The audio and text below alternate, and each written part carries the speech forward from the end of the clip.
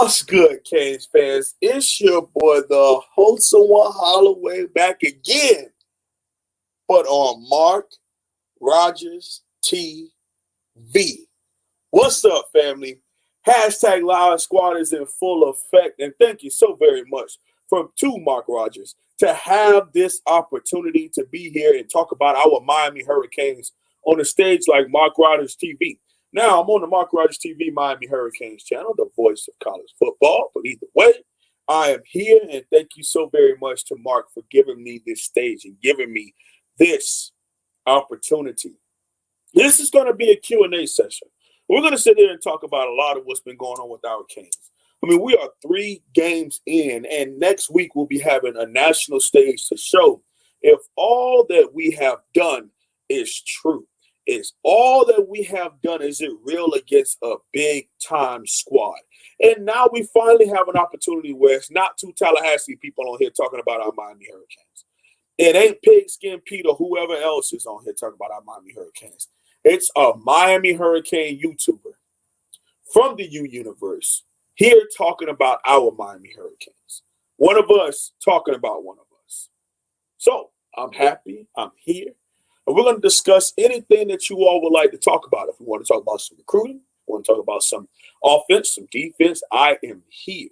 Unfortunately, we won't be able to open up any phone lines, but for about an hour, 50 minutes to an hour, I'm here to answer questions. And let's start a discussion after whatever you all want to talk about. But let's start out first with letting everybody know who is here. Y'all know what the deal is. The hashtag Live Squad lets us know who's in the house. Who's here? Drop it in the chat, the hashtag Live Squad. So Fred Langston, how you doing? Baby Shaq, how you doing? LeBrent, what's good with you? Nate, 247 in the house.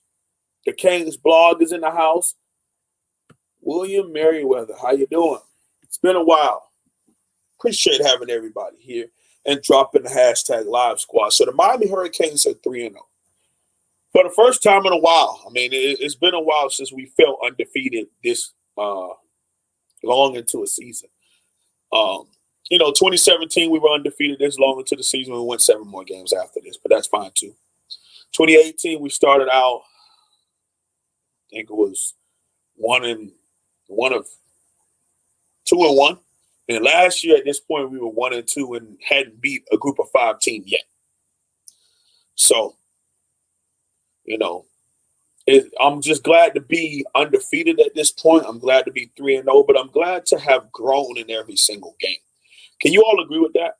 I'm glad to have grown every single week. I mean, UAB was our worst performance of the season. Then we had a less bad performance against Louisville and a pretty good performance versus Tallahassee. And when I say that, those 3 things in the order that I do, what I mean is that we got better every single week. I'm not saying that it actually was the worst game and we looked so horrible. I'm saying, but in comparison to how we worked things out week to week, it grew. And I talk about a lot on my channel that the last game needs to be our worst game. And when I say that, some people get it misconstrued of the message I'm delivering and what I'm trying to convey. When I say that, I'm saying that we are growing.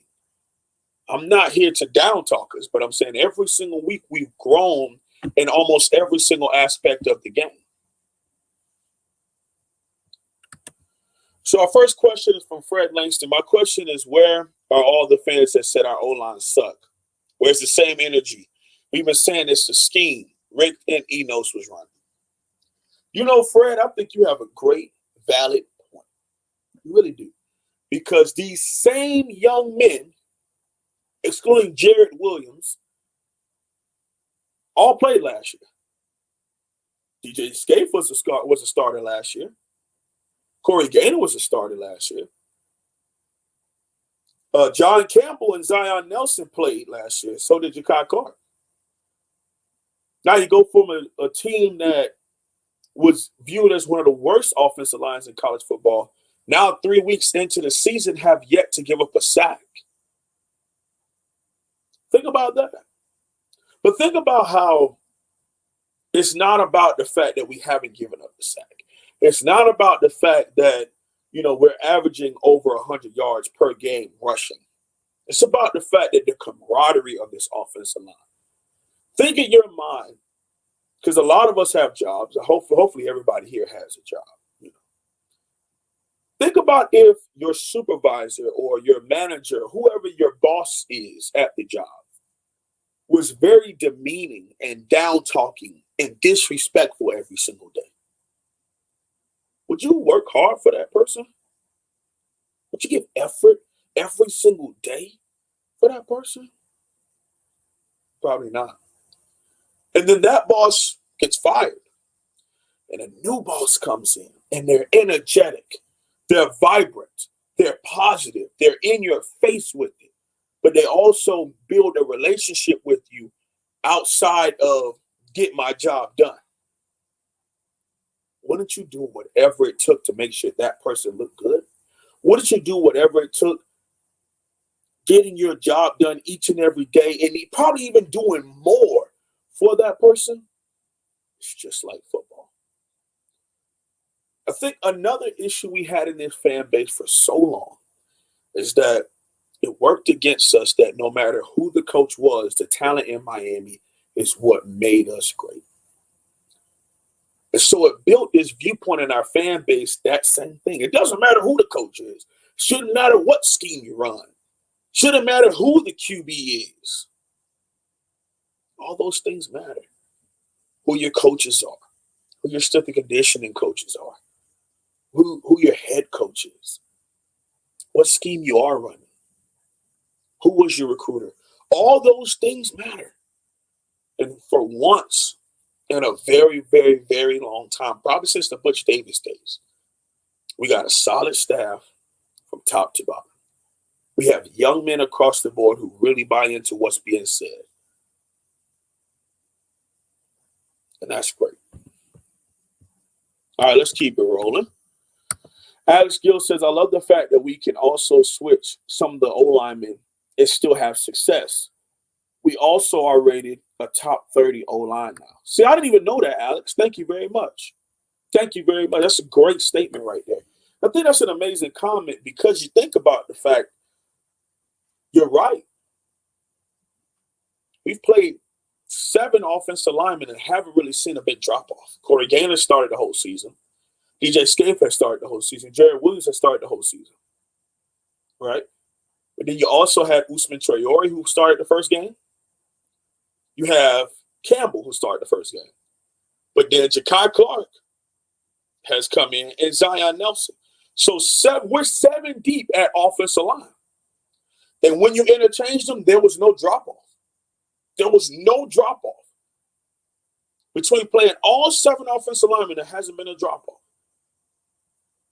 And no disrespect to Usman Traore, but it seems as though it's been an even bigger step with Ja'Kai Clark's athleticism and aggression at that left guard position. Put it up there.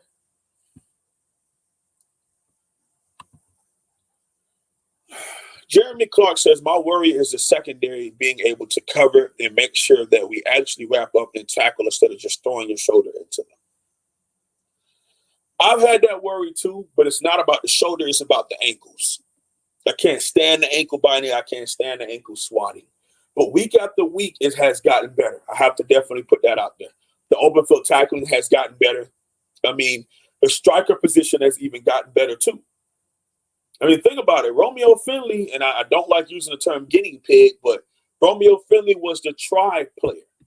Okay, the first year we brought it in 2018, then last year in 2019, and now this year it's gotten better. Every year we've had a pure striker, the position has gotten better. But now the athleticism and the coverage ability has taken a big step because both Gilbert Fryston and Keontra Smith cover better than Romeo Finley. And now, see, the other thing was Romeo Finley was one of the best tacklers. But now you see Keontra Smith and Gilbert Fryston have gotten a lot better at tackling an open field. Canes fan 305 says, do you think Williams would have been able to run this new spread? To a certain extent. I think the spread is it can hide a lot of what a player can't do, and also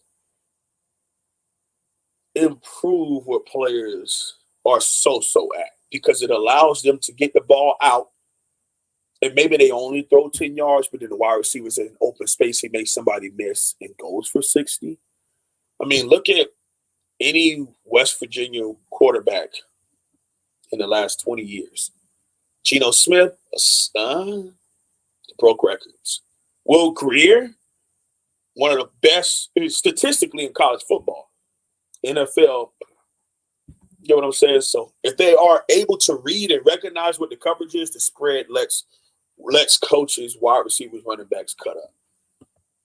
All right, we got a couple donations. First donation, a $10 donation. Ronan Jones, hey, Holsum. It seems our preseason praise of Bubba and Nesta is being validated. Both dominated last week. Need more of the same against Clemson. Let's continue to grow. Go Canes. I mean, y'all know I've been a light-skinned Warrior fan since Jump Street. Okay. Y'all know I've loved Nesta Silvera since he was a junior at American Heritage. I love the way he played, and I thought he would be the perfect Miami Hurricane. And healthy, he's shown that. He's made the plays. Appreciate the $10 donation, Ronan. Thank you very much. Anthony Dates, can you acknowledge that the U is back? When next season we finish as a top 10 team, how about the next man up roster? When we are pushing away recruits because we are out of scholars, not having a good season every 2 or 4 years. I won't say that the U is back, Anthony Dates, but thank you so much for the $20 donation. I don't think that the U is back.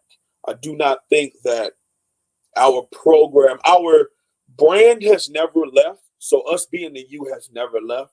I think us being the U was held back by NCAA plants. And I also think that there were people who were brought here and hired here who were never qualified to be our head coach. I think some people were qualified to be coordinators here, but we always needed a go-getter at head coach because the team takes on the head coach's personality. And we've hired some people who weren't go-getters. They were just do-gooders and do it their way or the highway. And that's not how you do things at Miami. And I think we're still building. We're nowhere near where we want to be, but it's a great way to start out 3-0 and look the way that we have offensively. And like I said, I agree with some of the things that you're saying. I hope we finish as a top 10 team this year. And I hope going into next year, we add even more to our recruiting class than we have right now. But I'm not here to say that the U is back because that implies that we ever went anywhere. We've always been the U. We just have been mismanaged.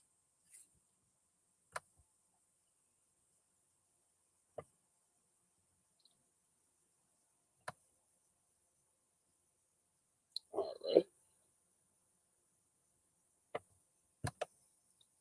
I agree, Fred. I agree. I agree. All right. Kyle Smith, host one. Is our run defense fixable given what we have at linebacker? Oh, that's a tough one, man, because I'm not really fond of the run defense at all. I think it's atrocious. I don't know, man. I don't know. I think it's kind of pick your poison right now, what we have. The pass defense has been pretty good. The run defense has been ungodly horrible. So I guess it's kind of we have to give up what we give up on the ground and just try to hope that they don't score because if they make it past the D-line, I'm not too keen on what's going on in the linebacker position just yet. I think there's a lot of growth happening there, but elite play hasn't been there since 2014 at all. B.J. Jennings has his times. Zach McLeod also flashes every now and again. Wayman Steed can recognize some plays, but as far as like having a whole core that does things to an elite level, it's just not there.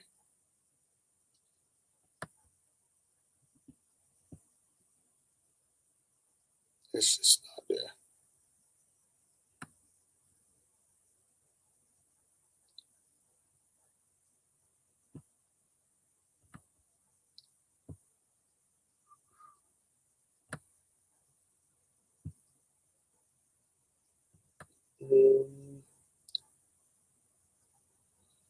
Thank you, John Fudge. Appreciate you.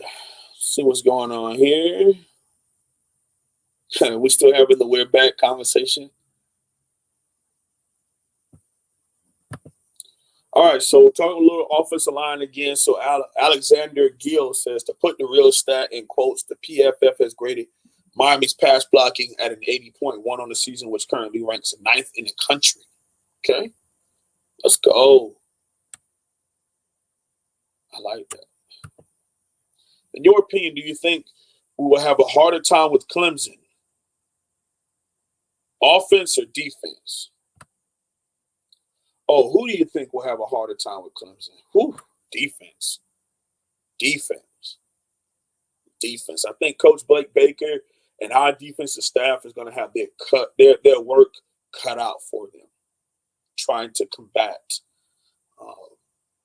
this Clemson O. I mean, they can run the football, they can pass the football, they can play action, they can screen, they can read option.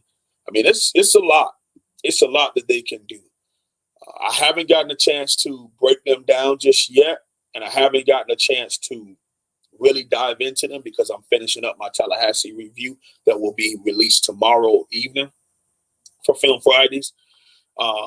Make sure y'all go check that out, Film Fridays tomorrow at 8 p.m., where I'm talking about my Tallahassee review. But there's a lot when it comes to that Clemson game that can play a factor.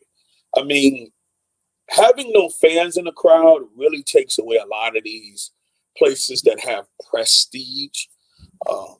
And think it's so hard to go in there and play because it turns it into my guy versus your guy, my scheme versus your scheme, my young men and how we play and what I say to them and how motivated they are versus the same thing for your young men.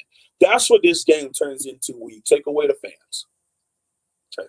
And that's what 2020 has done, is that it has evened the playing field to a certain extent for a lot of people. I mean, let's be honest, y'all. If it's not a big game in Miami, we don't really have a big-time home field advantage. Because I tell you what, people in Miami demand excellence, and we're not supporting something that ain't good. Okay?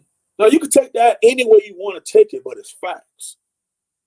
Some people say that we only support us when we're winning. No, we support the right brand. We support the right brand of football. We support coaches that are putting the right stuff on the football field and players who are giving up their all. That's what we support in Miami. They talk about a place like Clemson, South Carolina. Their home field advantage has been talked about for years. But now you take that away. And now you line up and you got to play football. Okay? It ain't about fans and screaming. It ain't about you running down a hill and everybody going crazy and you're releasing fire balloons and fireworks. Nah, it's about you having to line up and beat our scheme and beat our young men. That's what it's going to be about.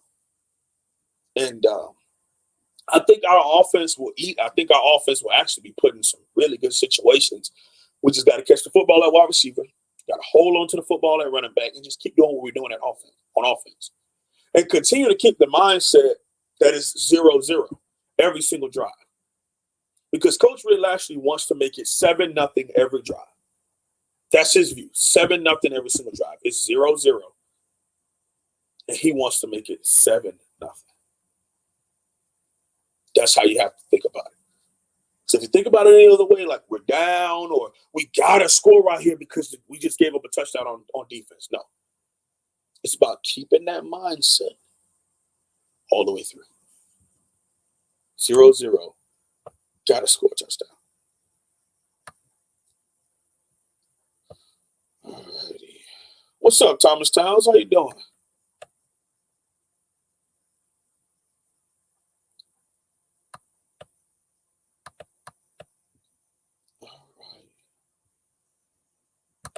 Who would I start at LB? I think the two best players are starting right now. I think Bradley Jennings and Zach McLeod are starting right now.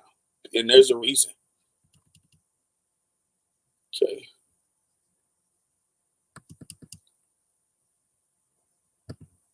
Let's talk about the elephant in the room, Clemson. What's your take on this game? Less than 2 weeks. I'm hoping and wondering if they are overlooking this game. No, they won't overlook it. It'll be overhyped and promoted like crazy. The ACC and ESPN will promote this like it's the Dane National Championship game. They will give us the stage because they want us to do one or two things: embarrass ourselves or give them a brand like they have never seen before. The Miami Hurricanes on top with the spread offense and a big-time QB. That's what this – they are going to give us the chance to die on our own sword or pick it up and lead college football for the next year as the men in college football. That's what they're going to give us the chance to do next Saturday. It's our chance. It's our chance to fall on our face or kick these people in the teeth and let them know, sorry, guys, we're building things. We're getting things right down here. Your run was nice. It was cute, but it's over.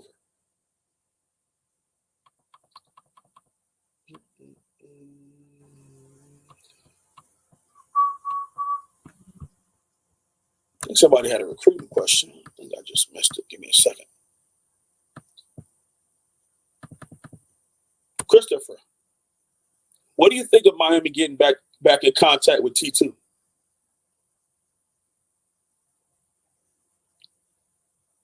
That's all I'm going to say about that one. Follow me on Twitter, you know what that emoji means.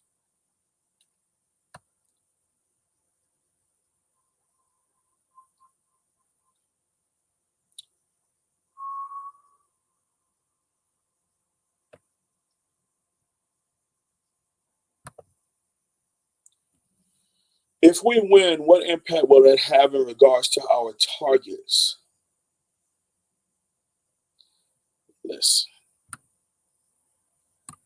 A winning Miami Hurricanes program has a chance and will be in contention with any South Florida recruit, regardless of ranking.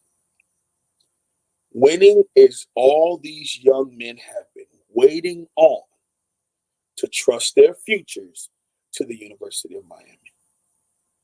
Because I tell you what, if we're not winning, they'll take the SEC money, go and be average in the SEC, but they got bags, and they'll still get a chance.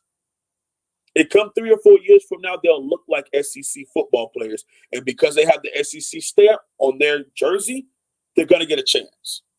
That's the only thing that's been separating us from them. We can't play the dirty game like they can, because we'll get cut for it. We can't play the dirty game like they can. Okay? But we've given them nothing to believe in, but hey, they could turn things around. That's all these young men trusted their future to over the last decade. And we gave them nothing but 9-4, 9-4, 10-3. And since 2010, we've given them 4 first-round draft picks. Eric Flowers, Philip Dorsett, Artie Burns, and David Njoku. That's it. That's all we've returned on them. Is 4.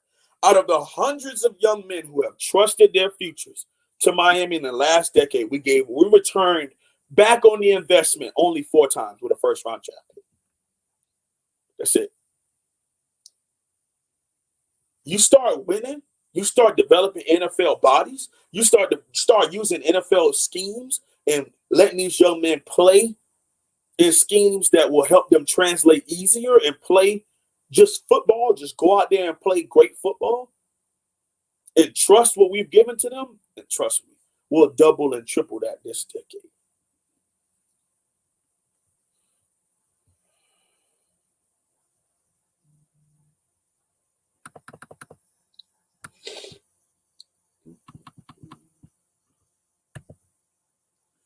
Andre, H1, what's your opinion of T2 being potentially recruited by us, though he has character concerns? Man, listen. people who don't know the full story, and I'm not talking about you, Andre, because you're just asking a simple question. Really hope, because I got into it with this dude on Twitter, and I really had to pull myself back.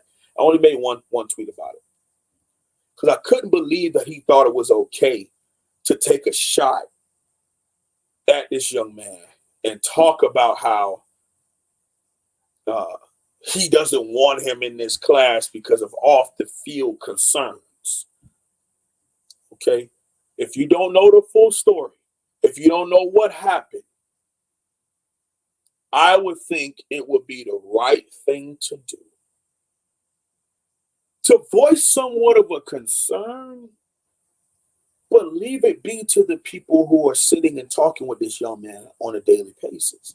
Because at first, we weren't because of whatever happened, but now things have changed. So what does that mean? Conversations are happening. What does that mean? Maybe some versions of the story have come out, the truth, and starting to match up properly. Okay? Leave it to the people who are communicating on a consistent basis. I think Terrence Lewis has a chance to be a Miami Hurricane. I think he deserves a chance to be a Miami Hurricane. Because I'm not the judge, jury, and executioner by any means, and no one else should be able to play that. Coach Manny Diaz and this recruiting staff have done their homework. And if they choose to still recruit this young man, that means they've had conversations that we as fans haven't had. Okay? So I just want to make sure we put that out there. Okay? I don't know the full story. I don't pretend to know the full story. All I know is that I trust this staff, and I would trust if things have changed, that means they've had some good conversations. Okay?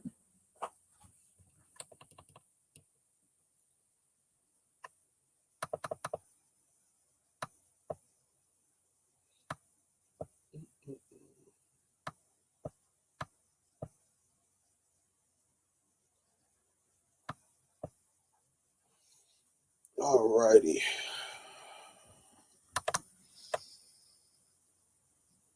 Thoughts on the spot left in recruiting.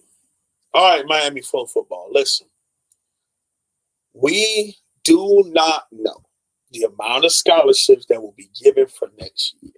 So this continuous question of spots and amount of numbers, these coaches still don't even know how many scholarships we're going to be given for next season. Okay?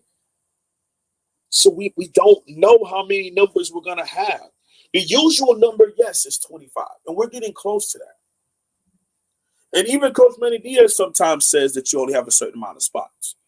But then he'll turn around and say that it may change because the NCAA is working on how many scholarships they're going to allow, because if this year doesn't work, if this year doesn't count for eligibility at all, then how do you turn away some players and then keep some players next year? That means everybody should be allowed to come back, plus the addition of the recruits. So we don't know how many spots they're going to give us just yet, okay? Y'all give me 1 second.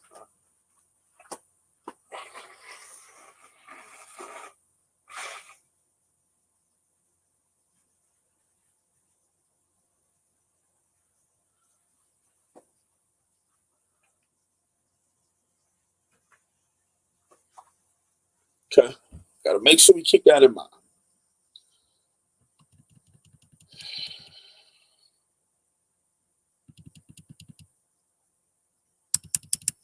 Whew, it's hard to maintain this chat, I'll tell you that much. There's a lot going on.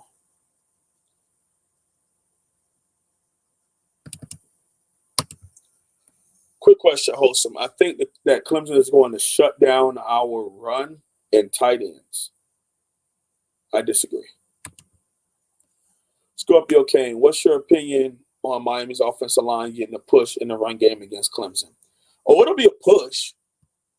It'll be a push. But it's nowhere near what we've been doing before. But it'll be a nice push.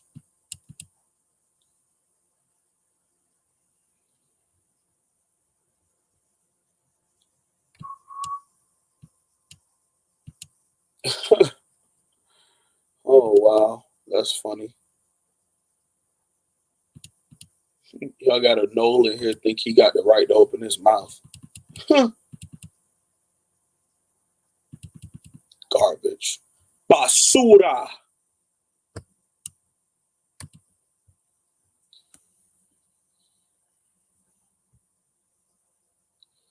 I think Clemson is going to try and shut down our running backs and tight ends and dare our wide receivers to beat them. What do you think? They could. They could. I mean, they're going to try to stack the box. They're going to try to take away QB run, and they're going to try to take away Cam Harris. Yes. And I agree. They're going to play a lot up close, and they're going to try to stop everything in the box. But De'Aaron King has shown that he can throw it too. Okay, and that's the biggest thing that really bothered me was the stigma attached to our quarterback that he was just a runner and he couldn't throw the football. Okay, now we've discussed what that stigma derives from, but we discussed it at nauseum. But what I'm saying is it bothers me because people still think that. People still think we can't throw the football. And then we go out there and we start airing it out, and then we open up the box and then start running. So that's the beautiful part of Coach Richt Lashley. That's the great part of what Coach Richt Lashley is bringing to the table. Is that he can attack them from multiple directions. He can be pass heavy. He can be run heavy. You know, he can go outside. He can go inside. He can attack the edges and the hash marks with the pass. He can attack the edges and the hash mark with stretch plays and read options. It's anything. Whatever we need, he can do it. Okay. Now, I do think it is important that we stop dropping the football at wide receiver, but I think that's also going to be a confidence thing. The more and more that our players have an opportunity to keep growing and build confidence, we're going to see different amounts of players, different levels of these players. I mean, we all have seen that Mark Pope's attachment to success is also attached to his confidence, which in turn, he goes into these different types. Like, for example, him running up and trying to fill that punt is because he just wants to make a play. He has yet to score. He's been a junior. He only has 2 career touchdowns. So that really bothers him that he was this dude. He was a big-time playmaker at South Ridge. He comes to Miami and hasn't done much. It really bothers him. So what he wants to do is just make a freaking play. And you see it all the time. Like that one time he had that slant versus, I think it was versus Louisville. He was right there in the end zone. If he just keeps his feet and stays straight up, he scores. But he tries to step and reach and jump. It ends up falling short. He just wants to make a play. But once he starts to make a play and get in a groove, our wide receivers will be a problem.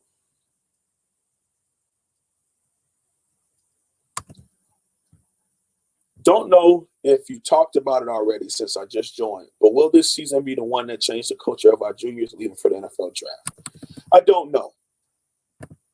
I do not know. But what I do know is that we have to work on that. Okay? We got to work on that. We got to be to the point where our players trust our coaches enough. The young men trust the grown men enough to trust their future to these coaches. One more year. And we have to also break out of this viewpoint that, oh, we don't know the players' situation, so we don't know their financial situation, so that's why we got to just let them go to the NFL. Nope. That's another excuse that they take it wrong with, that agents prey on. No. You want to talk about really being better, get another year of film, but the only way for them to get better is if they trusted these coaches and they trust the schemes. It's the first time that both things are working. So I think we retain a lot more players this year. Why? Because they trust the coaches and they trust our schemes. So this could be the year that it changes, but we have to see it happen.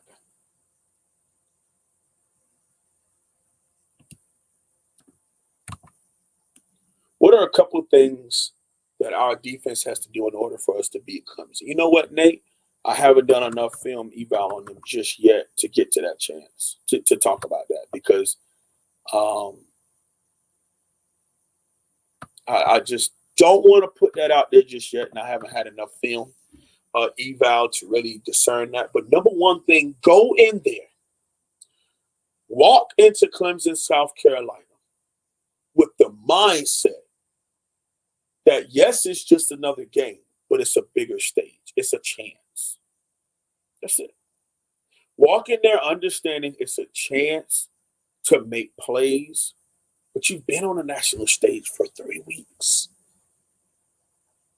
You've done it already. It's just the Clemson Tigers instead of the UAB Trailblazers.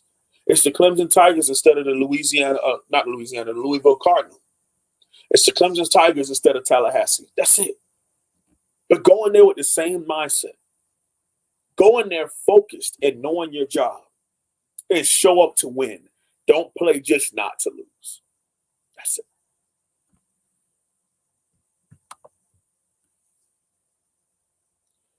Holsum.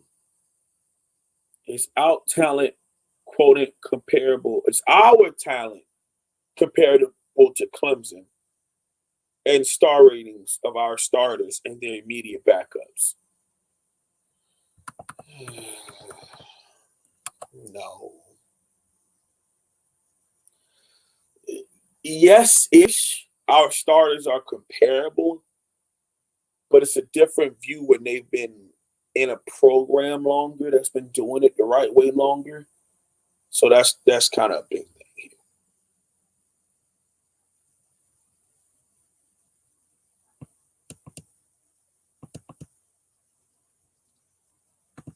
All right.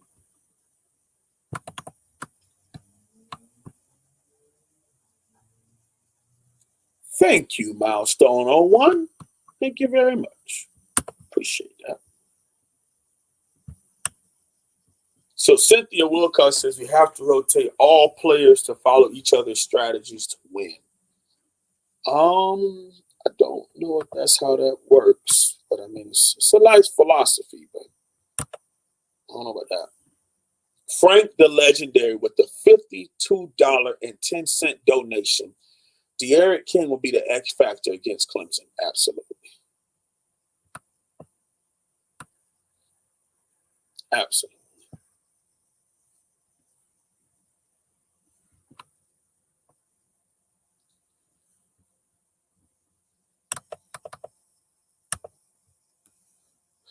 Now that Curtis will be playing wide receiver, can we say that we need to recruit cornerbacks from here on out? They've been recruiting corner stuff. Oh, my God. We have been recruiting corners the entire time. Losing Jason Marshall didn't stop the show. Okay, we've been recruiting corners, and you recruit multiple people at the same time. Okay, guys? Okay. Is anyone else not impressed with Clemson's secondary? I believe King can go off and the offense can score if the O-line can hold up the D-line. Baby Shaq? Oh, I got to do – listen, man, it's a lot I want to say, but I got to validate what I see based on film. And I want everybody tuned into the Virginia game this weekend because, I mean, I don't know if they're really going to give them a game, but at least it will be to the point where I think Coach Sweeney and his staff won't be able to bench his starters after the first quarter. So we get to see a little bit more of what they're going to bring to the table, but nowhere near all of what they're going to bring to the table, okay? All right, it's going to be some other stuff that we got to wait to see, and they'll bring it out versus us. But I do agree that De'Aaron King and these wide receivers could have one heck of a day. I think they can cut up. I really do.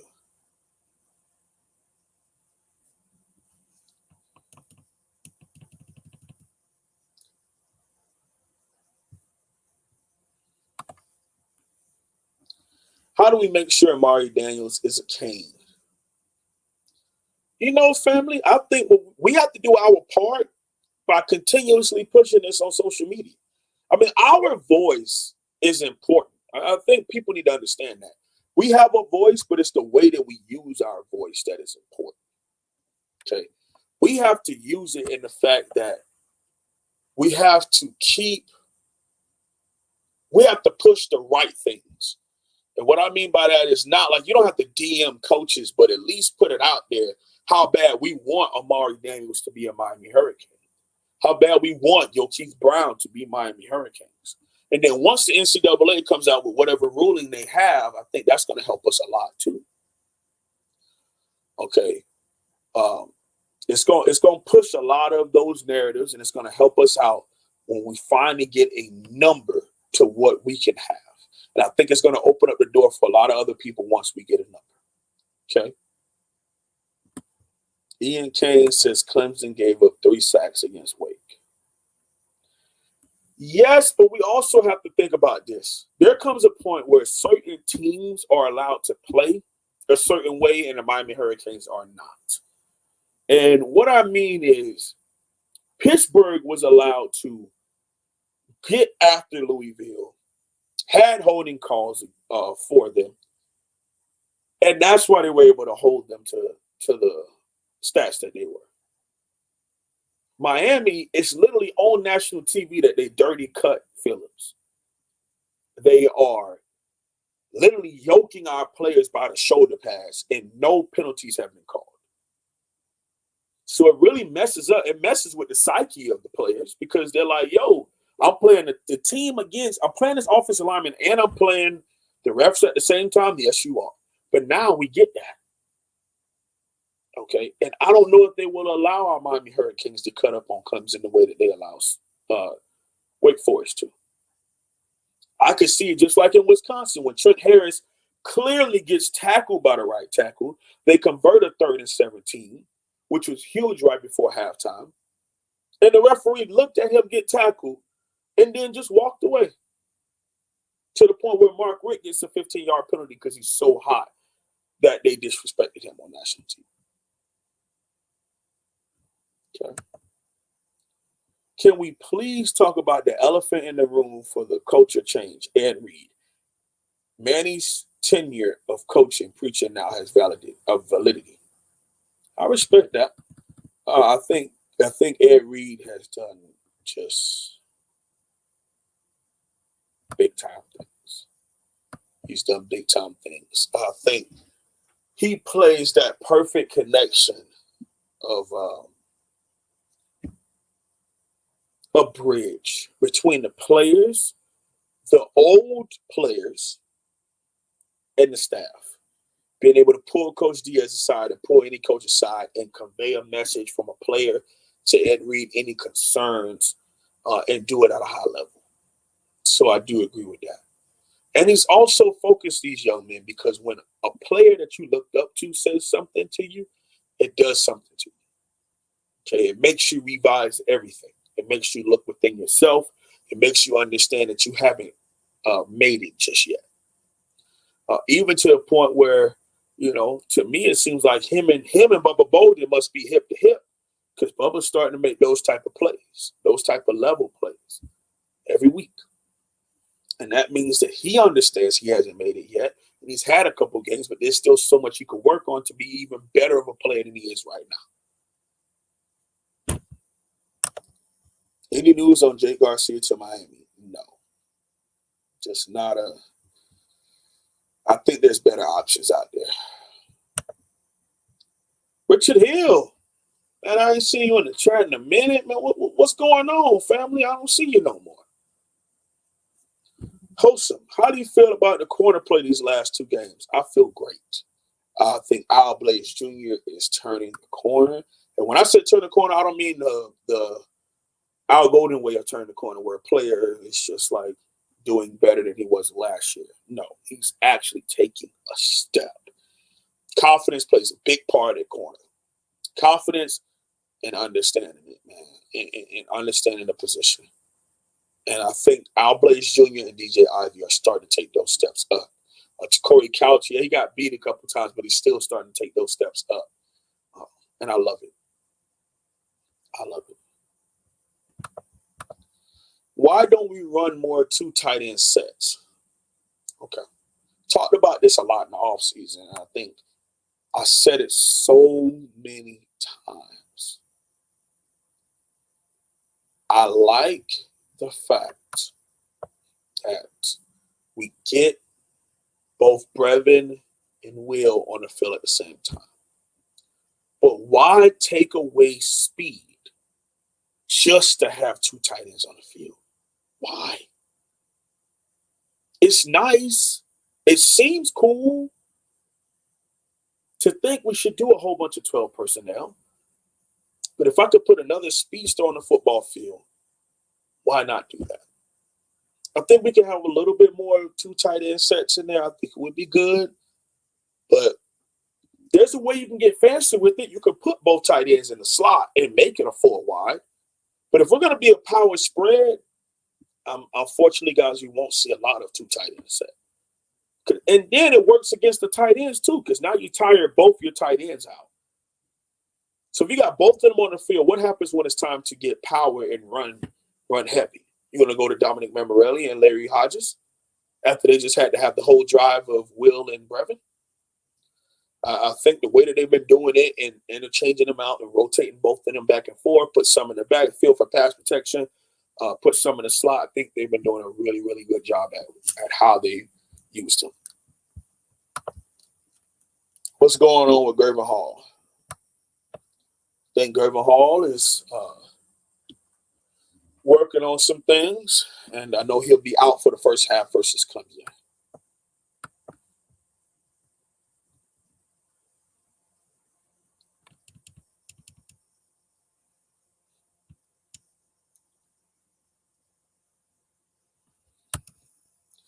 Can the Canes O-line hold up the Clemson front? You know, to be honest with you, David, I think there is nothing that I could say to validate that. That has to be something that we watch on the football field and see happen. Is there a possibility? Yes. Is there a possibility it can go left-footed fast? Yes. Either way can work out really well. No, either way could work out good for Clemson and bad for Miami, or good for Miami, bad for Clemson. But I think you're going to get a battle. Because instead of them doubting their own selves and having a issue within the Miami Hurricanes offensive line, they finally have the confidence to go out there and play.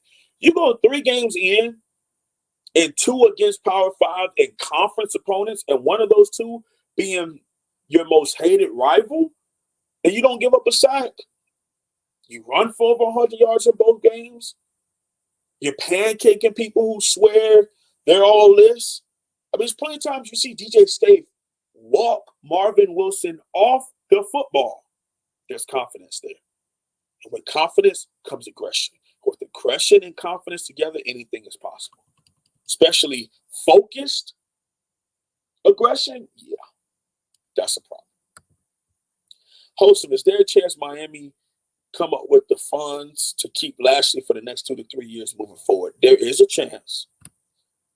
There's a big chance that could happen. Okay.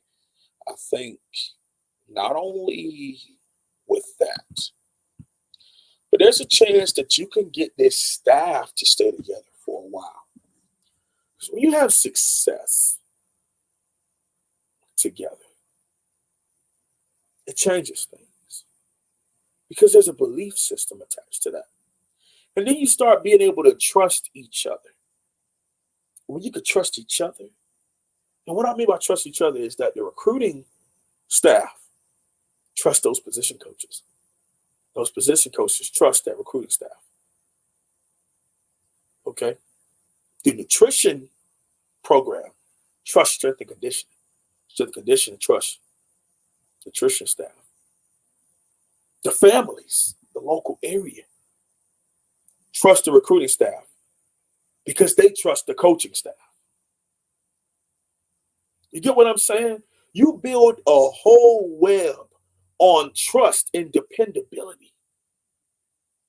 That's where buy-in comes for these young men. It's when they can trust you. And for the first time in a very long time, over 20 years, there's a trust factor. There's a leadership factor. and the right people are in charge. So I think there's a chance we can keep this staff for a while. Will there be some departures on the way? Absolutely. But right now, I want us to be of the mindset that we can trust this staff and that Richt Lashley is going to be here for the contract that he signed. And until proven otherwise, he'll be here, family. He'll be here. Holsum, I know I may be getting ahead of myself, but do you see Blazing Ivy being possibly leaving for the draft after this year? There's a chance, but I just spoke about this, and I understand this comment from a while ago. That I get it. But I think we're going to hold on to some young men, okay? Some young men are going to stay around here that you wouldn't expect, okay? How many points does Miami need to keep in between for you to be impressed? Woo! I'm a hard grader. Matt. I'm somebody that, man, the outcome is important to me. Statistics, not so much. Film is the number one thing. Outcome and film. Okay.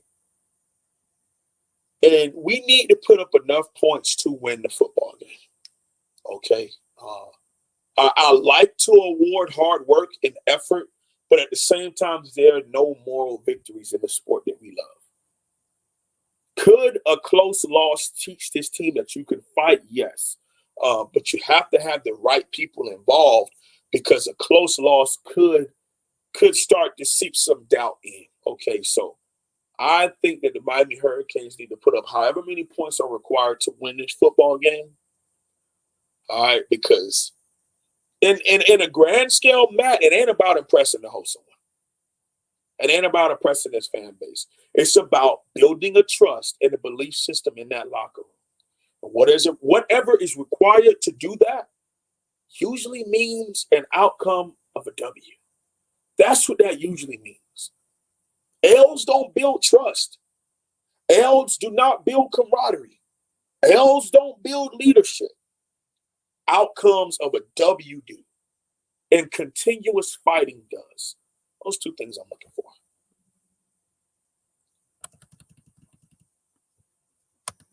Thank you for the Canes content, my guy. You helped me get through the work week. Hey, much love, man. Appreciate you. H1, I would like to start a confidence boost for the youth family. Hashtag spot check. I don't get where we get the spot thing from. Can y'all please explain that to me? Can y'all let me know what spot means?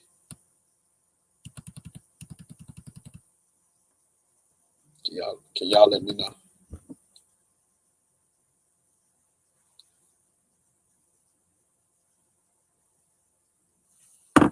Can y'all let me know what spot check means for me, please? I don't know what that is. That a basketball reference? Is that because I'm a young cat, but I ain't no jitterbug. So I mean, some of that stuff may go right over my head.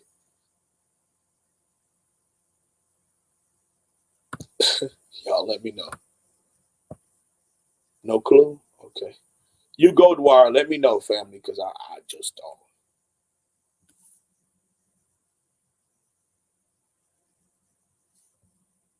All right, my bad. I done got off track, guys. I apologize. Ooh, where we at? Thank you. Thank you. Thank you.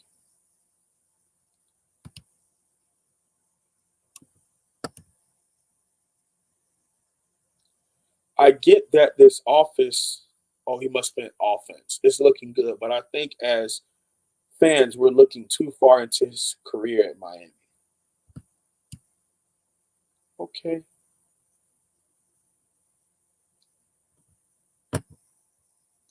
With the way the conference is set up this season, what's the guide they are using to establish the ACC championship game? Okay. You're playing 10 conference games, 1 non-conference. The only thing that matters is your conference games. So the two best records, and if there's a tie somewhere in there that they set up these other tiebreakers of how many other points you beat another conference opponent by, stuff like that. But at the end of the day, it will be the two best conference records plays in the ACC championship game. By getting all these transfers who are all great one-year players, you think Manny is just saving his job for the moment since these great transfers are not 3 or 4 year players? I mean, I understand why you could look at it that way, but I don't really agree with that view. But I think you have a good point as far as, we are transfer portal you. You have to build something. Because, I mean, if you go off of the true Miami Hurricanes through right now, there's a big drop-off. So I do agree. But we're finally recruiting to that level where, we'll have some other things. We'll have some guys, some young men that are going to do some things. I mean, James Williams, Leonard Taylor. I mean, Avante Williams, let's not forget Avante. His career ain't over. He just ain't playing this year. Okay? So,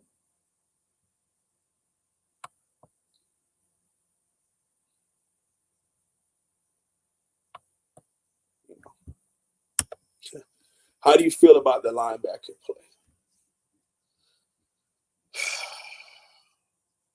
Richard Hill, I've got to be very careful with this one. They're growing. They're growing before our eyes. And when people grow before your eyes, there's going to be some drop-off. There's going to be some ups and downs. There's going to be some mistakes. There's going to be some drop passes. This team, not just linebacker, but you've watched the growth of corner. You've watched the growth of offensive line. You've watched the growth at wide receiver, all at the same time. All right?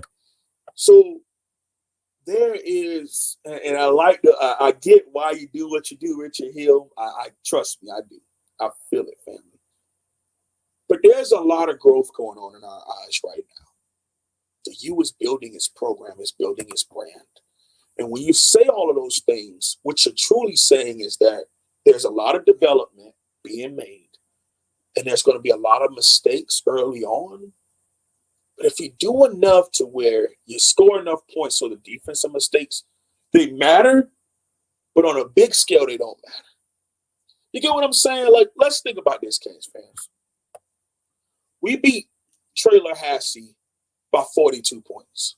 Anybody who's not a Cane fan, they don't care about the fact that we gave up 151 yards on the ground. Anybody who's not a Canes fan doesn't care about the interceptions we dropped, the touchdowns we dropped, the muff punt that we had. Because guess what? What that committee does is what a lot of people outside of our fan base does. Oh, they won. They scored a lot of points. Good for them. The U is back. So if we do enough on the offensive side of the ball where we can hide the deficiencies in how young we are on the defensive side of the ball for at least 1 year, it'll help us build that depth and talent on that side of the ball to eventually overtake it and match up to the offense. Because it's like this when it comes to offense and defense. Offense, defense. Offense, defense. It's like this. Okay? There's a difference. Okay? And that's why you have a transfer safety like light-skinned warrior Bubba Bolden. Because what that does is it allows for Vontae Williams. It allows for Jalen Harrell. It allows for Keyshawn Washington to not have to be forced on the field just yet, but have time to grow and make their mistakes in a blowout win. Not make mistakes as true starters because we don't have enough depth for them to learn on the sideline, take a red shirt, and learn on Green Tree practice field. That's what's happening right now. And if I bring it back to linebackers, you look at BJ Jennings, he hasn't even been able to get practice reps because he's been hurt. Knees, ankles, shoulders, ACLs, you name it, that young man has been through and fought back. Before UAB, I think he's had 30 career snaps. Zach McCloud hasn't made an impact on a football game since 2016 versus West Virginia. Yeah, he may be a super duper senior, but he hasn't played much. So I say all that to say that we're watching them grow because they haven't even really gotten their feet wet yet. They're learning in front of us. They're getting game experience in front of us. Wayman Steed, injury prone, had to fight back from a lot of that stuff too. He's learning in front of us. But what that does is it helps us not to have to force a Tyreek Austin Cade, who showed some really good flashes in the Tallahassee game. We don't have to force him on the field. He can learn and grow as a young man before he has to jump out there against grown men. So the linebacker play, defensive play, hasn't been where I want it to be just yet. But it's getting better every single week. You know? And here are my closing remarks before we get off here. Thank you, 172 people in the chat. Thank you so much. Mark Rogers, thank you so much for this opportunity to have this stage and to talk about the Miami Hurricanes on Mark Rogers TV, the voice of college football. It's been an amazing chance to be here and talk with you all today. I love having a chance to do a Q&A and have the interaction with you all. Okay, because I don't get a chance to do it on my lives because I usually have notes. I have a message. I got a whiteboard. I got something I want to convey to you all. But today, you all took over the show. This was you all's chance for a Q&A. And it was fun. Plenty of people showed up. Plenty of people had great viewpoints. Plenty of people donated. Thank you very much for that. But y'all brought your own opinions. And if you haven't already, go ahead and hit the like button. If you haven't subscribed here to Mark Rogers TV, I don't know what you're doing. If you like what I've done today, swing on over to the Holsum and Holloway's channel and subscribe there if you haven't already. If you want to see some of the things that I do virtually, go ahead and swing over to H1H Gaming. I'm dropping a video tonight at 8 p.m. where I redo the 2019 season. And I also will be doing the 2020 season with a new look. After getting college football revamped, brand new uniforms, brand new rosters brought to you next week on H1H Gaming. What an opportunity. Plenty of people here. I love each and every one of you all, even you haters. Thank you so much for being here. Even that Basura Tallahassee fan that came in talking trash. That's okay. You lost by 42 points. No one cares what you have to say. But finally, you had a Miami Hurricanes YouTuber on here talking about the Miami Hurricanes. Not some Tallahassee people and not some Clemson guy. Talking about our program and our players, our young men, our coaches.